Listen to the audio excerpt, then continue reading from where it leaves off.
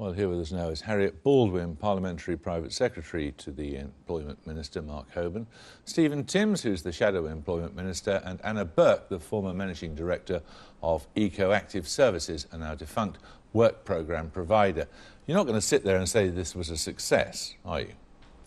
Well, today we saw a snapshot from the end of July, looking back through the telescope to what was happening in the first few months of the programme. We saw data released yesterday from the Employment Relations Association, which said that over 200,000 people, that's over a quarter of the people who've been referred to this programme, have had some form of work over the last year. So you are sitting there saying it's a success? Well, what I'm saying is we've got to acknowledge that these are some of the hardest to help people in society.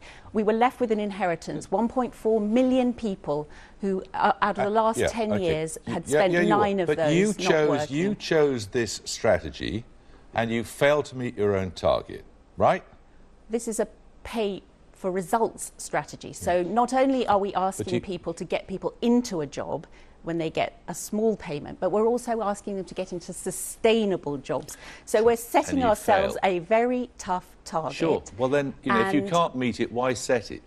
The initial months, as you can see, which we're looking at today towards the end of July, are showing that there were clearly a slow start to the period. So you're thinking about people who would have had to be in work since February, but more recent data is suggesting that things are beginning to pick up.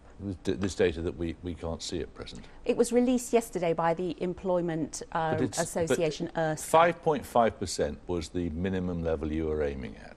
You told us all that at the time, and you failed to meet it. That would have been an ideal scenario in the kind of economic conditions that were forecast by the Office of Budget Responsibility at the time. We haven't been through exactly that ideal scenario, but I'm pleased that over 200,000 people have found work in the first year. What went wrong with this scheme? Well, I think what went wrong was that the scheme is terribly complicated, and I think that all these arguments and discussions about whether it's a snapshot or whether it's a target, it's very, very complicated. There's 9 different payment structures. There's lots of different ways of interpreting the results. It's very complicated. People don't understand it. The way that contracts were delivered, it was meant to be the prime contractors were encouraged to work with small organisations like ours, but there was no teeth in it. So we, as small organisations, took all the risk. We took all the financial risk. We did all the work. We got half the money, and there wasn't enough money in the system to sustain that. So as far as you're concerned, it was just badly devised. I think it was. Yeah. Okay. Right, Stephen Timms. At least the public purse isn't compromised in the way you compromise the public purse on work programmes. Well, there was a dispute about how much this programme is costing, as Paul's report underscored. Maybe it's £14,000 a job. We don't know. It might well be, but the argument that the government is saving money on this isn't very helpful to people who are not getting help. Saving money by comparison with the money you spent on these sort of schemes. People are not getting help, which they are entitled to expect and should be getting to help them to get into work. As you say, the 5.5%, that's described in the DWP documents as a minimum performance target. They said providers should do much better than that. Actually, they've got nowhere near it. Payment by results is good for the public purse, isn't it? But it's not getting people into work. I mean, the whole point of this is we should be helping people into work. People are not being helped into work. I think one of the serious... You'd have stuck it all on the taxpayer, wouldn't you? Because that's your scheme, usually. I think one of the serious problems with this is the completely counterproductive secrecy with which it's all been shrouded over the last 18 months. Right. Do you accept that payment by results has not worked? I accept that payments by results has been a good deal for the taxpayer, and that it's created healthy competition between the various different providers. £14,000 a job is a good deal for the taxpayer. So we're beginning to see some real differences in terms of the performance of the different providers. So we've got some providers who seem to be doing twice as well as others, and the whole You're going to tell us now that £14,000 a job is a good deal for the taxpayer, are you? Well, the figures that I quote to you will be £2,000 for getting someone into a job, because there's an attachment fee. If you divide the total amount of money you've spent by the number of people who've got jobs, it comes out at about £14,000 a job, doesn't it? the attachment fee for Does it someone come out being at that or referred not? to the programme is £400. Yeah, does it come out at about £14,000 a job if you do that? It's about £2,000 for someone successfully getting into a job, because the taxpayer if you divide the total only amount of money pays spent by the when number of jobs someone not created, only number of gets people in into employment. a job, but when they've remained in a job Okay. for 3 months, and then when they've remained into a job for 6 months. In fact, Right. it's in total, it's a 2-year programme where the payments get paid out over 2 years. And you're going to seriously tell us again, are you, that this is a principle of payment by results which you would tend to apply in other areas?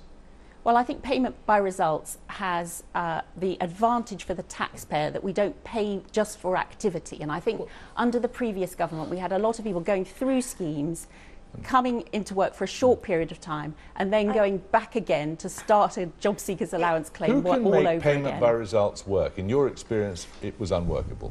I don't necessarily think that all payment by results schemes are unworkable. I think that But this in your one was case slightly it was. In our case it was, but it was complicated by the fact that we were unable to gain finance to support our organisation because of the shocking reputation of the work programme, rightly or wrongly, among financial providers. But I do think there's a gap between the rhetoric when it started and what's happening now. All we're talking about now is people off benefits. I really thought that Ian Duncan Smith was talking 2 years ago about something that was going to tackle the entrenched problems of multi-generational worklessness and the most vulnerable people in society, like the St Mungo's clients that you saw. Well, Anna is absolutely To right help that them to that work. is very much the purpose. That's Is not that these are the happening. hardest to help people. These Sure. are people who've been But out you of work in failed. some cases for 10 to 15 years. But they're So- being cherry-picked. No one denies they're jolly hard to reach and get back into full employment. The point is,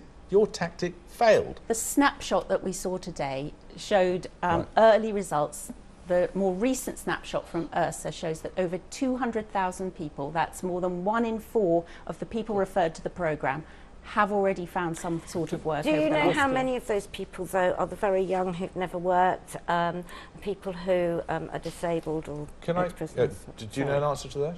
I know that the data has been released. I don't have all those Okay. figures to my fingertips. Right. Why is it, Stephen Timms, that we have this problem with the long-term unemployed? I mean, is it inevitable or what?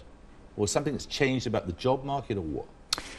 I think there have been changes in the job market. I think there is a significant number of people, like the people that St Mungo's works with, who've got very big hurdles to overcome to get back into Sure. work. And the idea was the work programme would enable them to get help. The trouble is there just aren't enough jobs in the economy at the moment. That means the work programme providers aren't getting very much money because they only get money when they get people into work. So they just haven't got the funding to provide the specialist help to people like those that Ecoactive and St Mungo's want to work with. It just isn't Is the working problem in the here current that labour market. increasingly we're looking at temporary jobs, Harriet Baldwin? Well, there have been 1.2 million private sector jobs created since the election, and there are actually 750,000 more people in work than there were 2 years ago. So, in fact, we're at the highest level of employment than we have been at any time in our history. Long-term So, unemployment is continuing to go up, and the work programme is supposed to be about tackling long-term unemployment, and that's continued to rise. long-term unemployment is something which, you know, under your government, Stephen, was hidden by the fact that people went on an activity course or got a job, and then when that failed they went back to the beginning again in terms of starting a new claim for job the seekers long-term unemployment allowance. is going up, So that's my you point. treated it in a different way. We are being absolutely Actually, I was trying transparent to about the broaden it fact out that there are beyond some party very political difficult point scoring, people and indeed to both help these here. guests were dealing with that.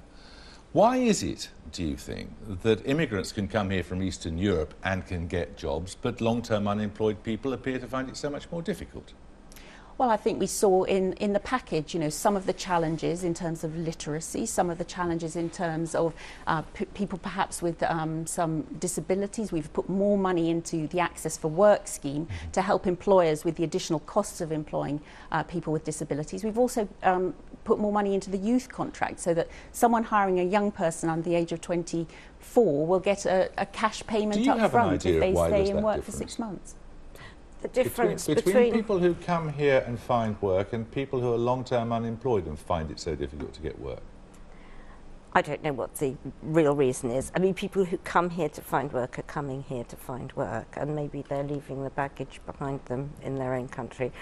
I do think that there is a significant problem with very long-term unemployed people, and we're not talking about people who definitely need help because they've been unemployed more than a year, but people who were made redundant 2 years ago, we're talking about people who've never worked, perhaps their parents never worked, their families never worked.